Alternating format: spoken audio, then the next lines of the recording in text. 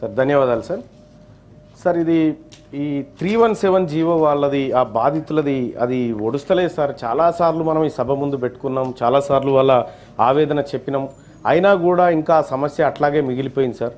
So దీనికి ఒక శాశ్వత పరిష్కారం ఏమన్నా రాష్ట్ర ప్రభుత్వం తరఫున జరిగితే ఈ ఈ అల్లరి పోతుంది సార్. పాపం వాళ్ళు చాలా రోజుల నుంచి ఇబ్బంది పడుతూ ఉన్నారు సార్. ఈ మ్యూచువల్ ట్రాన్స్ఫర్లో కూడా వీళ్ళు పైసలు ఇచ్చి ట్రాన్స్ఫర్ చేసుకునేటువంటి కార్యక్రమాలు కూడా జరుగుతూ ఉన్నాయి సార్. అదొక బిజినెస్ లాగా తయారైపోయింది సార్. చాలామంది ఇబ్బంది పడుతున్నారు, అందరూ అట్లా చేయలేరు కదా సార్.